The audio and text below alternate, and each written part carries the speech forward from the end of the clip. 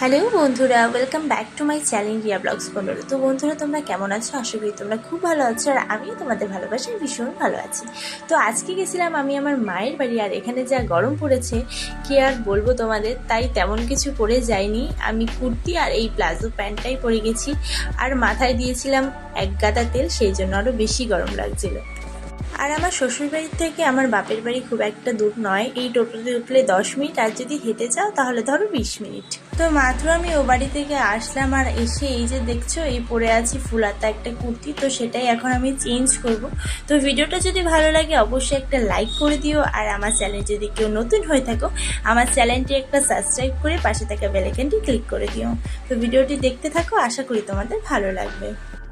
এবার আসি আসল কথা, কেন আমি মায়ের বাড়ি গিয়েছিলাম।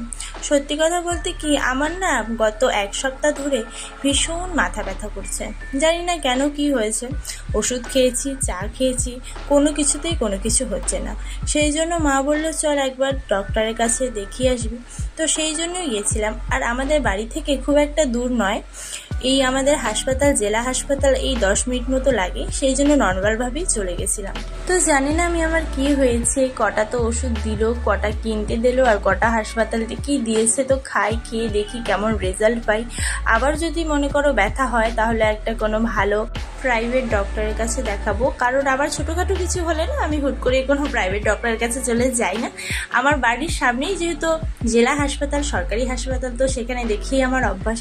আমি বাড়ি থেকে বেরিয়েছি তখন বাজে 11:30, কারণ ঘুম থেকে উঠে কাজবাজ করে চা খেয়ে তোমাদের দাদাকে রেডি করে টিফিন দিয়ে তারপর পাঠিয়ে দিলাম কাজে। তারপর আমি চলে গেলাম মায়ের বাড়ি। তো সেখান থেকে হাসপাতালে গিয়ে লাইন দাঁড়িয়ে ওষুধ নিয়ে আস্তে আস্তে বেজে গেছে 3:30।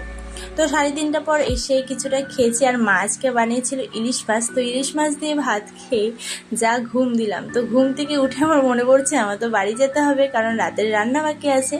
সেই জন্য একটু খেয়ে দিয়ে ঘুমিয়ে মজা করে চলে আসলাম। আর সত্যি কথা বলতে কি বলো তো, শ্বশুর বাড়ি থেকে বাপের বাড়িতে যাওয়ার যে আনন্দটা আর বাপের বাড়িতে যেই সুখটা, সেটা কিন্তু আমরা কোথাও পাই না।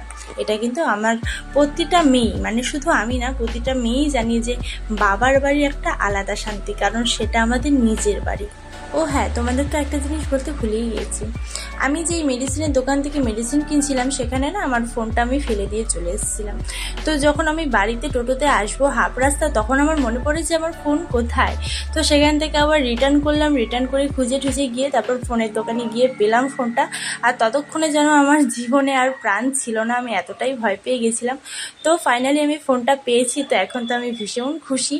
তাই তোমাদেরকেও খুশি করতে ভিডিওটা দিয়ে দিলাম। ভিডিওটা ভালো লাগলে একটা লাইক করে দিও। দেখা হবে ভালো একটা ভিডিওতে। Tata, by.